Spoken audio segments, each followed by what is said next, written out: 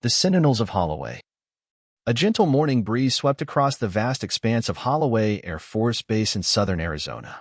The first rays of sunlight crept over the horizon, casting elongated shadows across the silent runways. Major Will Tanner stood with arms crossed, his uniform crisp, his expression carved from years of service. His eyes locked on the aircraft being prepped. AC-17 Globemaster III, massive, authoritative, the centerpiece of Operation Desert Shield. It was supposed to be a routine mission. Equipment transport. Classified, sure, but nothing the base hadn't handled before. At least, that's what everyone thought. Everything on schedule?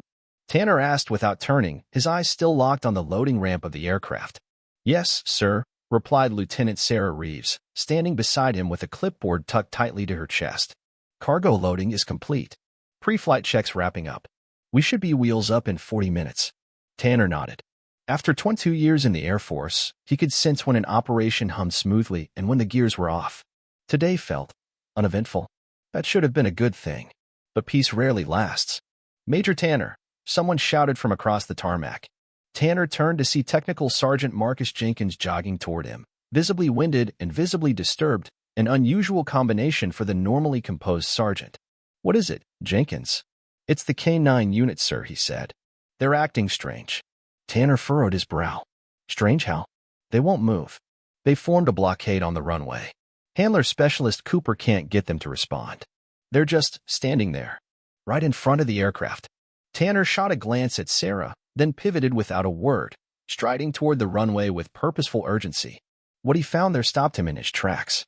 5 military working dogs, 3 German Shepherds and 2 Belgian Malinois, stood perfectly aligned across the tarmac, blocking the path of the aircraft. Their bodies were tense, alert, eyes fixed on the cargo hold. Their handlers stood nearby, equally confused and increasingly frustrated. Cooper. Tanner barked. Specialist Donna Cooper looked up, her face flushed with both heat and something closer to embarrassment. I don't know what's going on, sir, she said. We were finishing their perimeter check, just like always. Then suddenly, they broke formation and ran here. They won't respond to recall, not even to primary command codes. These aren't pets, Tanner muttered. These are trained operatives. Exactly. Rex, the lead Malinois, stood rigid. Not aggressive, but immovable. The dogs weren't barking or growling. They weren't confused. They were focused. Unshakably. Wildlife under the tarmac? Sarah offered. Cooper shook her head. Not a chance. I've worked with these dogs for years. This isn't environmental. 32 minutes to wheels up, Sarah said quietly. Tanner didn't respond. He stepped closer to Scout, a German Shepherd he recognized from previous operations. The dog didn't flinch, only flicked an ear in acknowledgement. Jenkins, delay the flight 15 minutes. Let's figure this out. The dogs, as if hearing his words, began to bark, not in alarm but in rhythm. Coordinated. Then, in unison, they moved forward a few feet. Stopped again. Barked once more. They want us to follow them, Cooper whispered. Tanner gave a quick nod. You, Jenkins, and Cooper. Let's move. Sarah, notify Colonel Patterson. Tell him I'm conducting a K-9, prompted security sweep. The dogs led them down the tarmac, toward a seemingly mundane slab of concrete. No visible markings. Nothing out of place, until Jenkins crouched. There's a faded outline here. Looks like an old access point. Tanner knelt, tracing a circular seam with his fingers. This section of tarmac, how old? Built in the late 80s. Resurfaced twice since then, Sarah answered. Tanner stood. Give me the base's structural blueprints. I want to know what's underneath us. As they waited, the dogs stayed locked in formation, their gazes fixed on the spot like a silent warning. These dogs, Tanner began. They're not just bomb sniffers, are they? Cooper hesitated. No, sir. They're part of Project Sentinel. Tanner looked at her sharply. I have Theta-level clearance, he said. Cooper nodded. Then you know. These dogs are trained to detect patterns, behavioral inconsistencies, and environmental anomalies, far beyond typical sensory input. They don't smell something, Tanner murmured. They sense it. Exactly. Minutes later, a young airman arrived with a tablet. Tanner and Jenkins bent over the blueprints. There it is. Maintenance Access Point E-17. Officially decommissioned in 2009. Decommissioned doesn't mean removed, Tanner said. It had opened. 20 minutes passed. The dogs didn't budge. Colonel Douglas Patterson arrived, jaw clenched. This better be worth the delay, Major. "It will be, sir," Tanner replied. When the cover finally opened, a technician descended.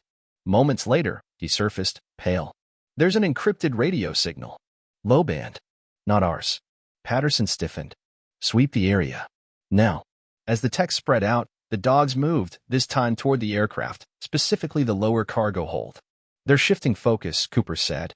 "There's something wrong with the plane." Another signal was traced from the aircraft itself. Tanner's blood ran cold. "Ground the plane. Full cargo inspection. No one boards." Security swarmed.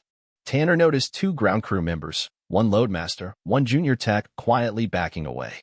"Jenkins," Tanner whispered. "Intercept those 2." Quietly. As inspection began, they uncovered unmarked crates beneath the listed cargo. Inside, high-tech electronic components, tracking devices, data interceptors.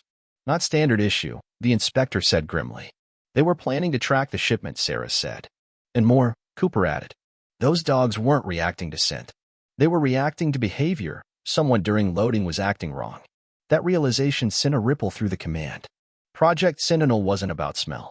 It was about instinct sharpened by training and repetition. The plane was grounded. The mission delayed. But the base was no longer safe. Within hours, the investigation room bust. Photos, timelines, movement logs. "Let's start with our suspects," Tanner said. Staff Sergeant Hayes. Airman Wilcox. Both detained. Both denying everything. "We pulled Wilcox's background," Jenkins said. "He was briefly stationed at Lackland, Project Sentinel's HQ. Coincidence?" Sarah asked. "I don't believe in those," Tanner said. The situation escalated. Surveillance footage revealed a shadowy figure boarding the aircraft during loading. Enhanced frames showed standard uniform. No badge visible. Facial recognition finally returned a name. Lieutenant Colonel James Harrington, Pentagon Logistics. "He wasn't supposed to be here," Sarah said. "And yet there he is," Tanner replied. Then came the bombshell.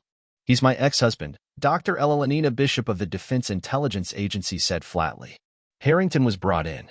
His calm demeanor faltered when Rex entered the room and immediately began growling.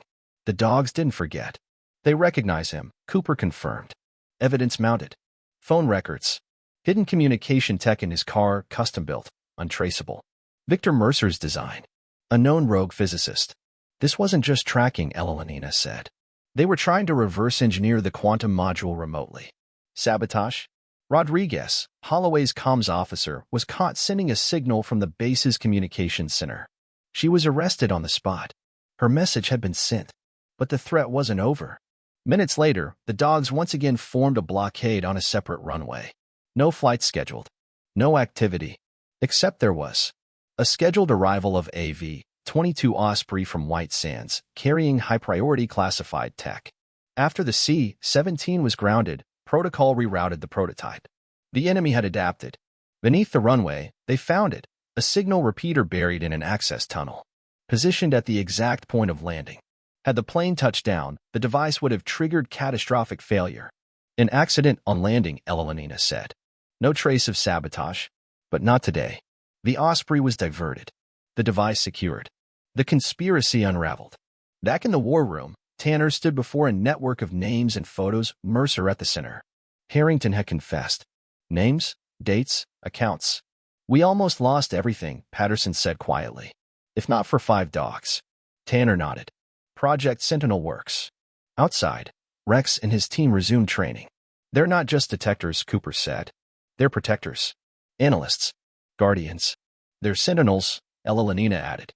As the sun dipped low over Holloway Air Force Base, casting golden light across the training yard, Tanner looked out at the future, one where the most trusted security system had 4 legs and a tail.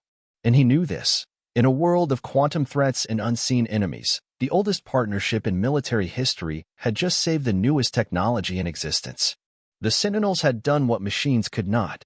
They had seen the truth. And they had stood their ground.